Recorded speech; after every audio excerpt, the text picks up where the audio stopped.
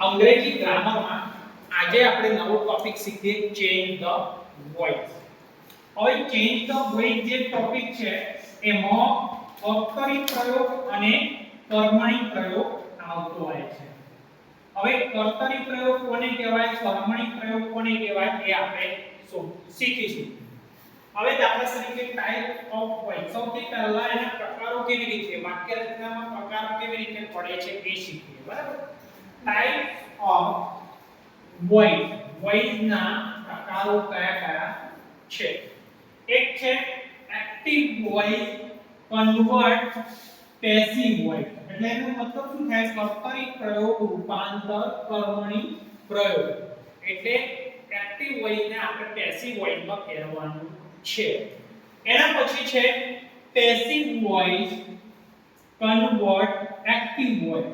એટલે કર્મણી પ્રયોગ, રૂપાંતર, કર્તરી પ્રયોગ. કર્મણી પ્રયોગને આપણે શેમાં રૂપાંતર કરવાનો છે? કર્તરી પ્રયોગમાં.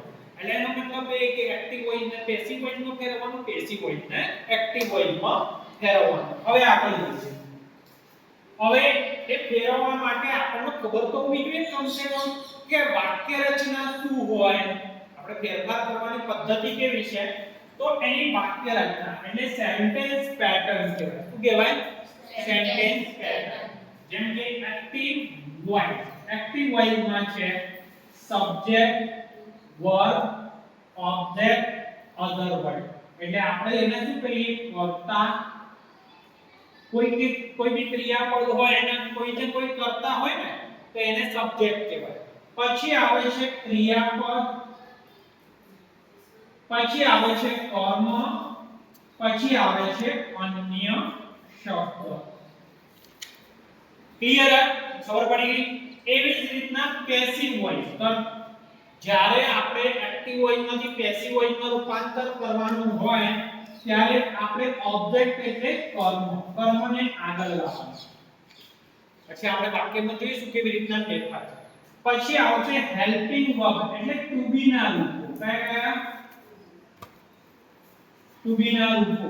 જેમ કે is, am, are, was, were. એ ટુ બી ના રૂપ મૂકવાના છે જે લાગુ પડે. પછી be3, જેમ આપણે પેલું શીખ્યા હતા કે જેમ કે play, played, played, read, read, read, eat, ate, eaten, write, wrote, written. એ અલગ અલગ ફેરફારો આપણે એમ આગળ શીખીશું. તો B3 કોઈ બી ક્રિયાપદ આપેલું હોય, ક્રિયાપદ કોને કહેવાય ખબર પડી ગઈ? જે બી ક્રિયા થતી હોય તે. પણ એ ક્રિયાપદનું થર્ડ રૂપ, ત્રીજું રૂપ વાપરવાનું છે જે લાગુ પડતું હોય તે. પછી આવશે બાય અને પછી આવશે સબ્જેક્ટ એટલે કર્તા. પણ એક વસ્તુ અહીંયા થશે, I હોય તો me થઈ જશે, we હોય તો us થઈ જશે, he હોય તો him, she હોય તો her. એવી રીતના ફેરફાર થશે. પછી other word એટલે અન્ય શબ્દ.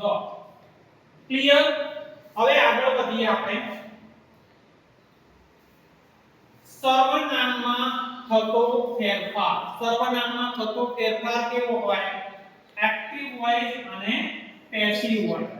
I હોય તો by me થાય, we હોય તો by us થાય, you હોય તો by you થાય, he હોય તો by he થાય, she હોય તો by her થાય. શું થાય?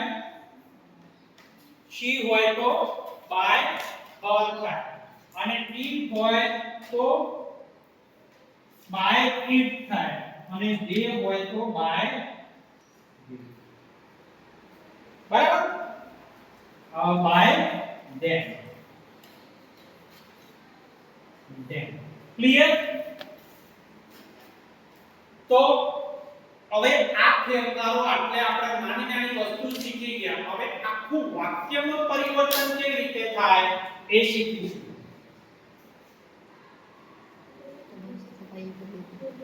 નેક્સ્ટ હવે એક વધુ આપણે શીખવાનું છે કે મેં તમને શીખવાડ્યું V1, V2, V3. એટલે V1 એટલે મૂળ રૂપ કહેવાય. શું કહેવાય? ક્રિયાપદનું મૂળ રૂપ.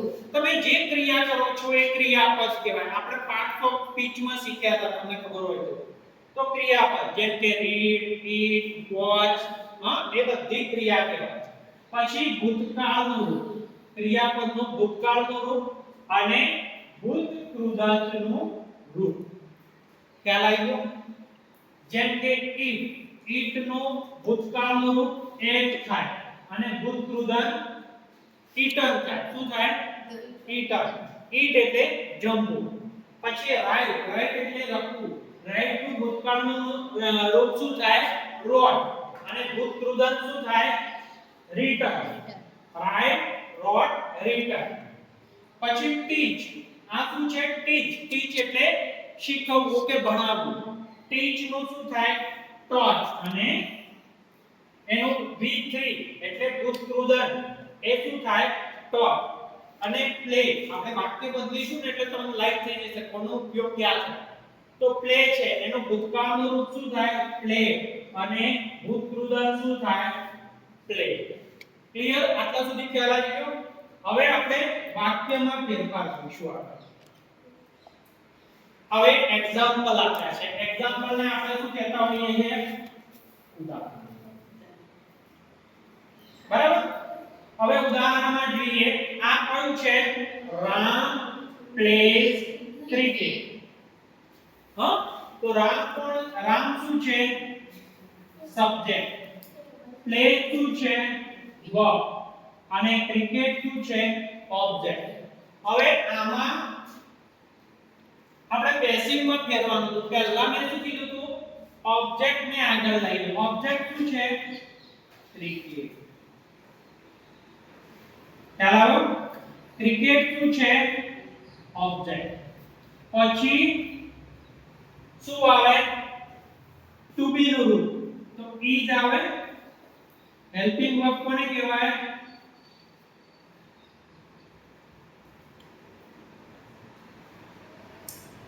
Clear? Helping verb. Cricket is. Play નું V3 શું થાય? પ્લે. ચાલો V3 played by. હવે મેં કીધું તો I, we, you હોય તો પણ નામ આપ્યું શું કરશો? એનું એ લખી દેવાનું by રામ. ચાલો એક સબ્જેક્ટ અને એ શું થયું? Passive voice. ક્લિયર? હવે બીજું વાક્ય આપણે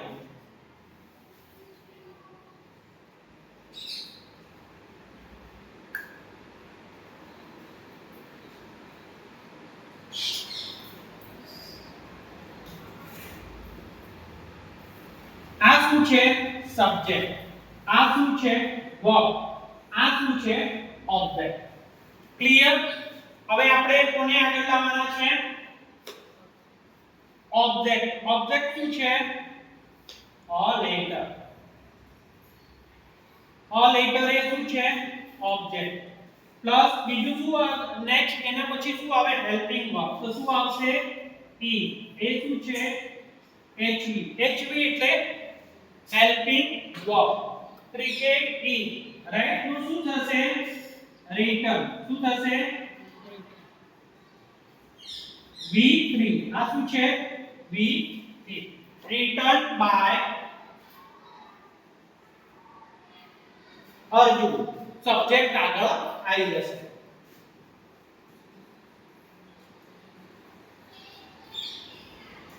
આટલે સુધી ખબર પડી ગઈ તમને?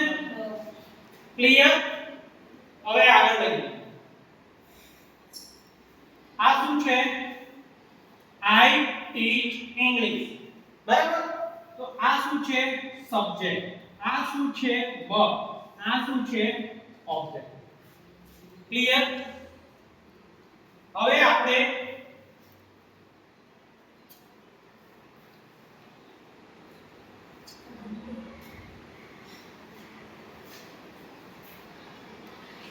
આ વાક્યને જોઈશું.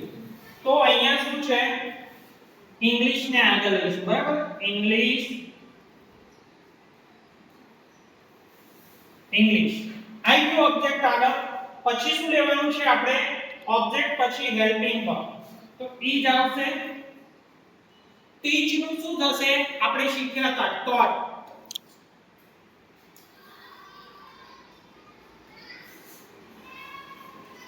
બાય આઈ નું શું થશે મી અને ક્લિયર તો આ છે એક્ટિવ પેસિવ વોઇસ નું આપણે બેઝિક શીખ્યું હવે એના પછી